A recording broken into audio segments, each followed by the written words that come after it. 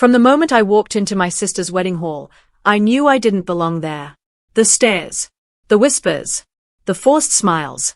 I tried to ignore it all, until my sister grabbed the microphone during her speech and pointed straight at me. "See her?" she said, laughing. "My sister, the unwanted single mother." The room erupted in laughter. My mother added, "She's practically a used product." And my father covered his mouth to hide a grin. But then, the groom stood up, face pale, hands shaking. He walked toward the mic. And what he said next shattered the entire wedding. "Stay with us. This story will leave you speechless. Before we start, make sure to hit like and subscribe. And really, I'm curious, where are you watching from? Drop your country name in the comments. I love seeing how far our stories travel." I should have known better than to expect anything different from my family. Growing up, my parents had always made it clear. My sister, Emily, was the golden child. The perfect daughter. The one who made the family proud. And me? I was the girl who made mistakes. The girl who became a single mother at 24 and apparently ruined the family's reputation forever. For years, I tried to pretend their favoritism didn't bother me. I worked 2 jobs, raised my son alone, built a life with no help from anyone, not even the people who were supposed to love me unconditionally. But no matter what I achieved, no matter how hard I tried, my parents would always compare me to Emily. So when her wedding invitation arrived in the mail, with a handwritten note from my mother saying, "Please behave this time," I almost threw it away. I knew showing up meant walking straight into another round of judgment, whispers, and pitying looks. Still, I went. For my son. For the tiny sliver of hope that maybe, for once, my family would treat me like I belonged. But the moment I stepped into the wedding hall, that hope died. People stared. Some nudged the person beside them, whispering behind their champagne glasses. My parents barely greeted me, just a tight smile and a quick glance at my out-of-place dress. Emily, glowing in her bridal gown, gave me a smile so fake it hurt more than a slap. I swallowed my pride and sat down. I had no idea the humiliation was just beginning. The ceremony hadn't even started, yet I already felt like an uninvited guest at my own sister's celebration. As more people filled the room, the whispers grew louder, like a swarm circling only me. I heard fragments of their murmurs, sharp as needles. "Isn't that the single mother sister? She looks tired. Why would Emily even invite her?" I pretended not to hear, but the words sank deep. My son tugged gently at my hand, sensing my discomfort, and I forced a smile. "I'm okay," I whispered, even though I wasn't. Across the room, Emily floated from table to table, flawless as always. She tossed her hair, laughed delicately, and posed for pictures like she was born to be adored.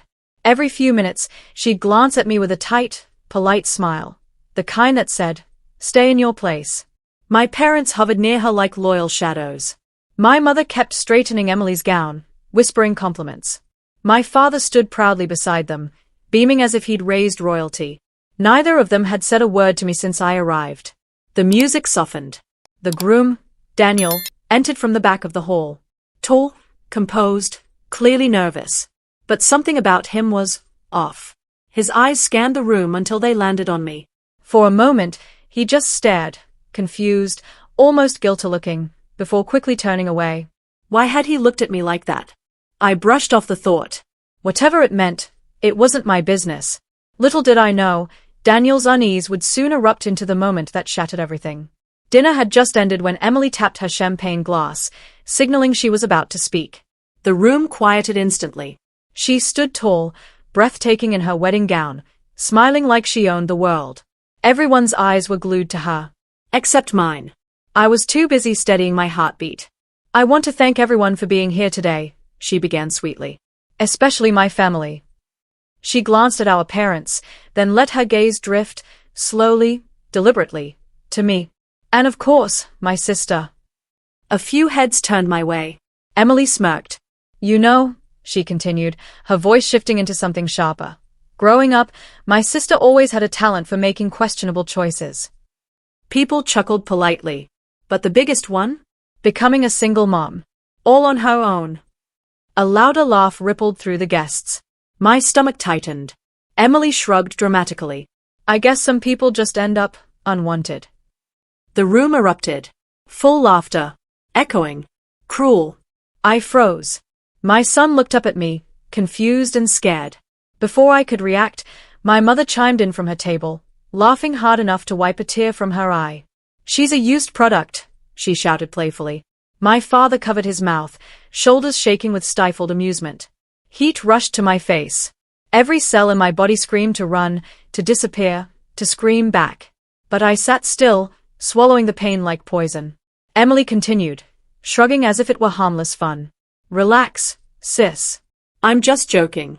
Your family. We love you, in our own way. More laughter followed. But one person wasn't laughing. Daniel, the groom, stood abruptly.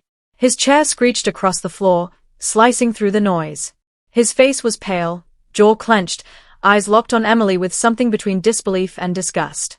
He walked toward the MIC slowly. The room went silent. Every heartbeat paused. And in that silence, I felt the whole wedding shift. Daniel reached the MIC with a stiffness that made the entire room uneasy.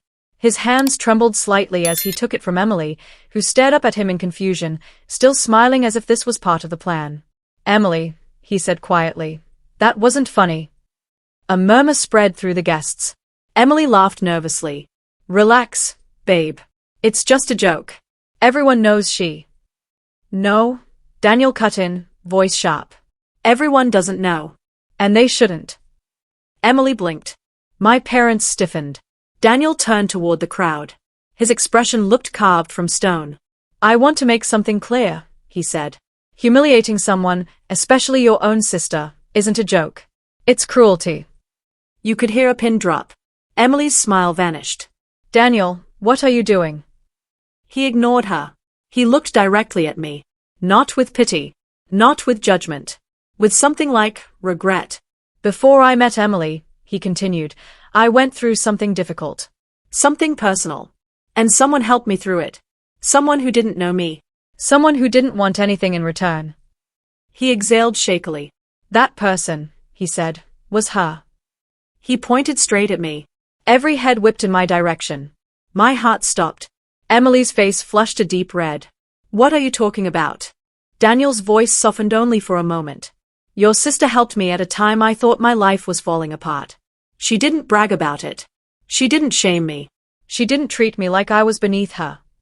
He faced Emily again, rage returning. Which is more than I can say about you. Gasps echoed across the room. Emily stepped forward, trembling. Daniel, stop. Not here. But he wasn't done. Maybe this isn't the time you wanted, Daniel said, but it's the time the truth deserves. And then he dropped the bombshell that detonated the entire wedding. Daniel's voice cracked through the hall like thunder. Emily cheated on me, he announced. The reaction was instant. Gasps, hands covering mouths, chairs scraping as guests turned to stare at the bride. Emily's knees buckled, and she grabbed the edge of the table for support. That's a lie, she shouted, but her voice trembled. Daniel pulled out his phone. Your messages say otherwise. He tapped the screen, and her own words filled the room. Romantic texts, late-night confessions, plans to keep Daniel in the dark until after the wedding. My parents stood frozen, pale and stiff like statues. For the first time ever, their pride cracked. Emily lunged for the phone, but Daniel stepped back. You humiliated your own sister over being a single mom, he said, shaking his head. Meanwhile, you were planning to start a marriage on lies. Whispers rushed across the hall like wildfire. She cheated. On her wedding week. And she mocked her sister. My mother suddenly snapped, pointing at me. This is your fault. You came here to ruin everything. I stood slowly, something inside me finally breaking free. I didn't ruin anything. My voice was calm, steady. Emily did. The hall agreed, silence showed it. Daniel looked at me with an apologetic nod before turning back to the crowd. This wedding is over. He removed his ring, placed it on the table, and walked out of the hall without looking back. Guests followed, disgusted and whispering. Emily collapsed into a chair, sobbing. My parents hovered helplessly beside her, angry, embarrassed, exposed. For once in my life, I wasn't the one they were ashamed of. They were ashamed of themselves. In the hours after the wedding collapsed, the hall emptied like a sinking ship. Decorations hung crooked, chairs tipped over, and discarded flower petals littered the floor like confetti from a celebration that never truly existed. Emily sat alone at the head table, mascara streaking down her cheeks. My parents hovered beside her, whispering frantically, trying to piece together a reality they could blame on anyone but themselves. For once, their eyes didn't hold disappointment when they looked at me. They held fear. Fear of the truth everyone now knew. I walked past them without a word. Their voices followed me. Don't leave, talk to us. You embarrassed the family. Say something. But I didn't owe them anything anymore. The next few days were a blur. The story spread quickly. Emily's cheating, her public humiliation of me, Daniel calling off the wedding. People who once judged me now looked at me with respect, even sympathy. Some apologized for laughing. Others admitted they always knew something was off about how my family treated me. A week later, Daniel showed up at my door. He apologized, not for canceling the wedding, but for staying silent while I was humiliated. You deserve to be defended, he said quietly. I nodded. I learned to stop expecting that. He smiled sadly. You won't have to anymore. I didn't know what he meant, and maybe I didn't need to. Because for the first time in years, I felt something I hadn't felt in that house, at that wedding, or in my family. Peace. I wasn't unwanted.